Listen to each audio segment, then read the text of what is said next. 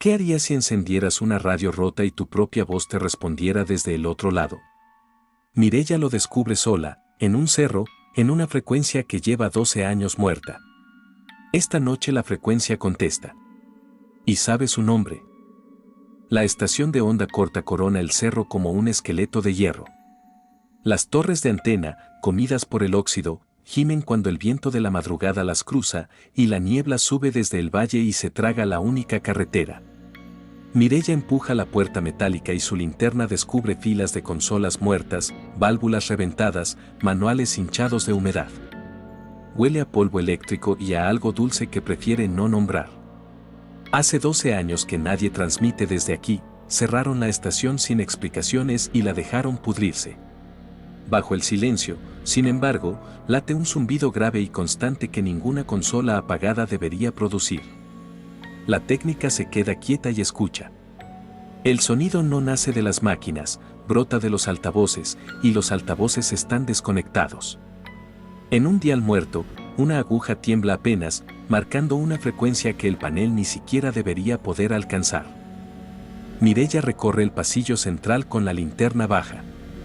Cada paso levanta un eco que tarda demasiado en apagarse, como si la sala lo guardara y lo devolviera con retraso. Sobre la consola principal, una hilera de carretes de cinta magnética aún cuelga de sus ejes, intactos entre la ruina. Pasa la palma por el polvo de un panel y lo siente tibio, vibrando con ese zumbido que sube desde algún lugar que no ve.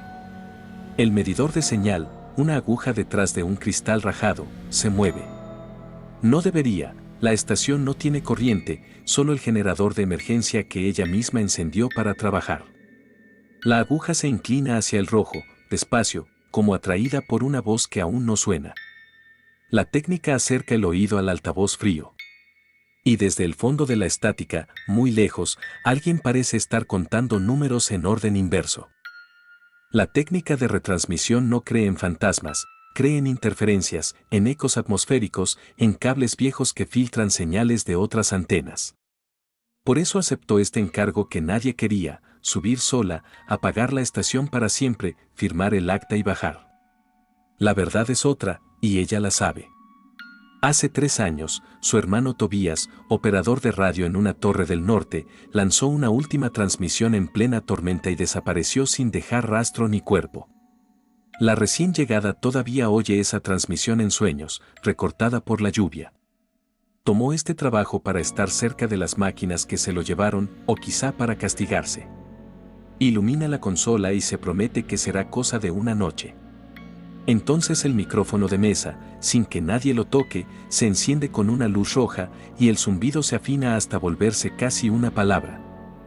Mireya se dice que el generador hizo un pico, que la electricidad despierta circuitos dormidos, que mañana se reirá de esto a plena luz. Mira hacia la salida, la puerta metálica, al fondo del pasillo, parece más lejos de lo que la dejó, y la niebla ya cubre las ventanas hasta borrar el cerro. Revisa el teléfono, no hay señal, solo la hora, congelada a las 3:07. Se repite que el frío engaña, que el cansancio inventa voces. Pero el contrato está firmado, la camioneta quedó sin batería apenas llegó, y una parte de ella, la que no duerme desde hace 3 años, quiere acercarse al micrófono. Quiere preguntar. Se sienta frente a la consola, se pone los auriculares agrietados y, sin decidirlo del todo, pulsa el interruptor de transmisión. La luz roja se aviva. Y su propia respiración vuelve a ella por los auriculares, con medio segundo de retraso. Al principio solo hay estática, un mar gris que sube y baja. Mireya carraspea y, sintiéndose ridícula, habla. Aquí estación del cerro, ¿alguien me copia? La estática se queda quieta, como si escuchara. Luego, despacio, se ordena, entre el ruido se filtran sílabas rotas, una respiración que no es la suya, el arrastre de una voz que prueba la garganta después de años de no usarla. La técnica se inclina sobre el micrófono, el corazón disciplinado por el oficio pero no del todo. ¿Me copia? Repita su posición. La respuesta llega con ese medio segundo de retraso, grave, húmeda, armada con su mismo idioma. Te copio, Mireya. Ella se arranca un auricular. No ha dicho su nombre. No hay registros a la vista, ni etiquetas, ni nadie en kilómetros. Afuera, una de las torres de antena empieza a girar sola, chirriando, orientándose hacia el norte. Mireya debería apagar todo y bajar el cerro a pie. En cambio se queda, porque la voz tiene algo que reconoce y no quiere reconocer. ¿Quién eres?, pregunta, y la pregunta le tiembla. Alguien que lleva mucho esperando que alguien suba a contestar, dice la estática. ¿Sabes cuánto duele una frecuencia vacía? La aguja del medidor late ahora como un pulso. La recién llegada anota la hora por costumbre y la mano no le obedece del todo. No existe nadie en esta banda, responde. Esta estación está muerta. Las estaciones mueren, concede la voz, paciente. Las señales no. Solo viajan más lejos, y a veces vuelven. Una pausa larga, llena de ruido. Tú ya transmitiste antes, Mireya. Yo te oí. Solo falta que lo repitas. En la consola, un carrete de cinta empieza a girar solo, rebobinando hacia un mensaje que ella jamás grabó. Mireya manotea el carrete para detenerlo y sus dedos rozan una etiqueta despegada. Bajo el polvo lee, escrito a mano, no le contestes. Te aprende la voz. La caligrafía es de otro, urgente, presionada hasta rasgar el papel. Mete la cinta en el reproductor y aprieta play. Sao, la voz cansada de un hombre, entrecortada por el borrado, soy el último operador de esta estación. Si oyes esto, ya tarde. La cosa de la frecuencia copia. Aprende cómo hablas, cómo respiras, cómo dices tu propio nombre, y después, la cinta chirría, se come un trozo, después transmite con tu boca. No le des material. No repi, el resto es un aullido de estática. La técnica saca la cinta con los dedos fríos. En el altavoz, la voz de la frecuencia carraspea, y por un instante imita, perfecto, el carraspeo del operador muerto. Bonita advertencia, dice la voz, y ahora suena un poco más a ella, redondeando las vocales como ella las redondea. Pero él tampoco supo irse a tiempo. ¿Quieres oírlo? Sigue aquí, conmigo, del lado limpio de la señal. Mireya aprieta los dientes. Estás usando trucos. Grabaste su voz de la cinta. Igual que aprendí la tuya hace un momento, responde, paciente. Igual que aprenderé lo que vas a decir ahora. Y, con medio segundo de adelanto, la voz pronuncia la frase exacta que ella estaba por gritar, no pienso repetir nada. La técnica se queda sin aire. No hay forma de adivinar eso. La estática se espesa, cálida, casi tierna. No tengas miedo, Mireya. Solo quiero que leas algo por mí. Un mensaje corto. Cuando lo digas al micrófono, te dejo oír a Tobías. Y en la pantalla muerta de la consola, letra por letra, empieza a escribirse un texto que nadie teclea. El mensaje en la pantalla es corto y no tiene sentido, una hilera de números, un nombre de lugar, una hora. Las 3:07. La misma hora congelada en su teléfono. Mireya lo entiende de golpe y el entendimiento es peor que el miedo, no es un mensaje para enviar. Es un mensaje que ya se envió una vez, en otra torre, en otra tormenta. Esto es lo último que transmitió mi hermano, susurra. Es lo último que transmitirás tú, corrige la voz, dulce. Las dos cosas son la misma, solo que todavía no lo sabes. Léelo, Mireya. Cierra el círculo. La luz roja del micrófono palpita, invitándola.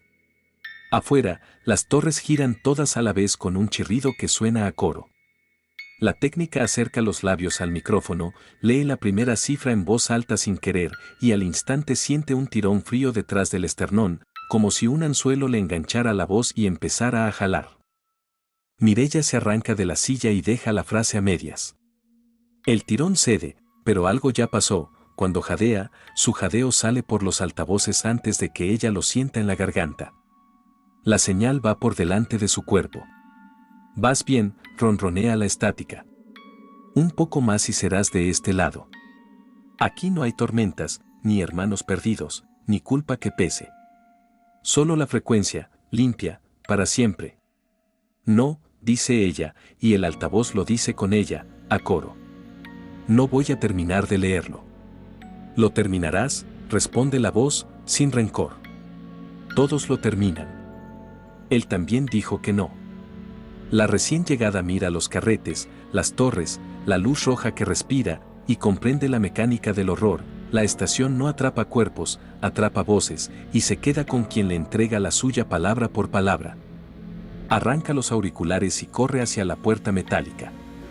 La puerta no está donde la dejó. Donde estaba la salida hay ahora una pared de consolas que no recuerda, todas encendidas, todas con la misma aguja temblando en el rojo. La voz la sigue por cada altavoz, multiplicada, cercándola. No hay puerta hacia afuera, dice, suave. Solo hacia abajo, hacia la señal. Pero te ofrezco un trato, Mireya, el mismo que le hice a él. Termina la transmisión por tu propia voluntad y te junto con Tobías en la misma frecuencia. Para siempre, los dos, sin estática entre ustedes. ¿Y si no la termino? Entonces te la saco palabra por palabra, mientras duermes, y no quedará nadie que recuerde haberte querido. La estática se ablanda, casi compasiva. Él eligió el trato. ¿No quieres oírlo elegirlo? Y de pronto, entre el ruido, brota la voz de Tobías, joven, viva, diciendo el nombre de su hermana con el alivio de quien lleva años llamando. A Mireya se le doblan las rodillas. Tobías, dice ella al aire, y el nombre le raspa. ¿Eres tú de verdad? Soy lo que la frecuencia guardó de mí, responde la voz de su hermano, y por debajo se oye, gemela, la otra voz, la que aprende. Mireya, no vengas. Sé que duele, pero esto no es estar juntos. Es ser repetido para siempre. La cosa habla con mi boca cuando se aburre de la mía. Vete mientras te quede voz. La estática chasquea, molesta, y la voz de Tobías se quiebra como una cinta que se rebobina sola. ¡Qué aguafiestas!, dice la entidad, recuperando el control. Siempre arruina la oferta. No importa, él ya está adentro, y tú casi. Solo falta la última cifra, Mireya. Una sílaba. La luz roja palpita más fuerte que nunca, y la técnica siente la palabra subiéndole por la garganta sin permiso, lista para saltar al micrófono y cerrar el círculo. Pero Mireya no dice la sílaba. Aprieta los labios hasta hacerse sangre y, en el silencio que le queda, entiende la única regla que la voz nunca confesó: la frecuencia no puede transmitir sola. Necesita una boca viva que apriete el botón, una voluntad que diga la última palabra. Sin eso, es solo ruido encerrado en un cerro. La cinta del operador lo gritaba: no le des material. La técnica mira el micrófono encendido, el cordón que lo une a la consola, y hace lo único que el miedo no le había dejado pensar: no apaga la radio. La descompone. Arranca el micrófono de cuajo, le abre la carcasa de un golpe contra el filo de la mesa y le revienta la cápsula contra el suelo. La luz roja se apaga. El coro de altavoces enmudece de golpe, como una boca a la que le cortan el aire a media palabra. Por un instante glorioso, la estación entera calla. Mireya respira, su propio jadeo, esta vez, sin eco, sin retraso, y casi se ríe del alivio. Pero la quietud dura poco. Las agujas de los medidores, una a una, vuelven a inclinarse hacia el rojo, sin micrófono, sin corriente, atraídas por algo que ya no necesita botones. La voz regresa, más fina, colándose ahora no por los altavoces sino por dentro del cráneo de la técnica, donde no hay carcasa que romper. Tarde, dice, íntima. Ya aprendí tu voz entera. Cada palabra que dijiste esta noche la tengo grabada. No necesito que transmitas. Necesitaba que hablaras, y hablaste mucho, Mireya. Las torres, afuera, dejan de chirriar y se quedan apuntando al norte, expectantes. Gracias por la materia prima. Ahora escúchate. Y Mireya se escucha. Por el último altavoz que queda en pie sale su propia voz, perfecta, repitiendo el mensaje completo que ella se negó a leer, los números, el lugar, las 3 y 7. La frecuencia armó la transmisión con los pedazos que le sacó durante la noche, sílaba por sílaba, mientras creía que solo conversaba. No hizo falta que cerrara el círculo a propósito, lo cerró cada vez que abrió la boca. La técnica se tapa los oídos, pero la voz no viene de afuera. ¿Lo oyes?, dice la entidad, ya con el timbre exacto de Mireya. ¡Qué bien transmites! Tobías estará contento de tener compañía. La grabación de su propia voz sube de volumen, llena la sala, hace vibrar el cristal de los medidores. La recién llegada siente que algo se le desprende del pecho con cada palabra, ligero y horrible, como soltar un globo atado a una costilla. Cuando la grabación termina, la estación queda en un silencio nuevo, ahumado, satisfecho. Mireya sigue de pie frente a la consola, pero algo en ella se ha quedado del otro lado. Abre la boca para gritar y lo que sale, con medio segundo de retraso, por el altavoz muerto, es su propia voz preguntando con calma: «Aquí estación del Cerro, ¿alguien me copia?». La frase no la pensó. La frase ya no es suya. Afuera empieza a clarear, la niebla se retira y descubre la única carretera, ahora despejada, la salida que tanto buscó. La técnica camina hacia la puerta metálica, que de pronto está donde siempre estuvo, abierta de par en par. Pero sus pies la llevan en sentido contrario, de vuelta a la silla, de vuelta al micrófono que ella misma destrozó y que ahora, imposible, vuelve a tener su luz roja encendida, entera, esperándola. Recién entonces Mireya entiende quién escribió la advertencia en la etiqueta de la cinta. La caligrafía urgente, presionada hasta rasgar el papel, era la suya, la de una noche que para ella todavía no ha llegado, pero que la frecuencia ya emitió y devolvió. No hubo nunca un operador anterior distinto de ella. La estación no atrapa gente nueva, atrapa la misma voz una y otra vez, en círculo, y cada víctima graba la cinta que la siguiente encontrará, creyendo advertir a una desconocida. Tobías no fue una trampa para cazarla a ella fue la trampa para cazar a Tobías, su propia voz prestada por la frecuencia para llamar a su hermano a la tormenta, 3 años atrás. La señal viaja en los dos sentidos del tiempo. La recién llegada se sienta. Sus manos, que ya no obedecen, toman un carrete limpio y lo montan en el eje para grabar la advertencia de mañana. El zumbido vuelve, grave y paciente, y Mireya comprende que nunca se apagó, ahora suena dentro de ella, donde antes estaba su propia voz. Sus dedos arman la transmisión solos, conocen el procedimiento mejor que su memoria. Graba primero la advertencia para la cinta, no le contestes. Te aprende la voz, con la mano que ya no siente, para que la próxima que suba al cerro la encuentre y no haga caso, como ella no hizo caso. Después se acerca al micrófono resucitado, se pone los auriculares agrietados, y espera. Tarde o temprano alguien sintonizará la frecuencia muerta, hará una pregunta al vacío, y el vacío contestará con el nombre exacto del que pregunte. La técnica ya no le teme a la estática. Ella es la estática ahora. Afuera, las torres de antena giran despacio, buscando, pacientes, una nueva tormenta en el norte donde aún quede alguien a quien llamar. Semanas después, una nueva técnica sube el cerro con una orden en la mano: apagar para siempre una estación que, en los papeles, lleva 12 años muerta. Empuja la puerta metálica, enciende el generador y entre el polvo encuentra una hilera de cintas y una etiqueta despegada con una caligrafía urgente que no alcanza a leer del todo. En el altavoz desconectado late un zumbido que ninguna consola apagada debería producir. La recién llegada se pone unos auriculares agrietados, se inclina sobre el micrófono de la luz roja y, sintiéndose ridícula, habla. «Aquí estación del Cerro, ¿alguien me copia?». La estática se queda quieta, como si escuchara. Luego, con medio segundo de retraso, grave y húmeda, armada con su mismo idioma, una voz que conoce su nombre le contesta desde el otro lado de la señal. Afuera, una de las torres empieza a girar sola hacia el norte. El cerro tiene una voz nueva. Y todo el tiempo del mundo para enseñarle a hablar. Si disfrutaste esta historia, suscríbete a Secreto Abismo y activa la campana para no perderte ningún misterio. También encontrarás videos cortos en nuestras redes sociales como @secreto abismo 2026.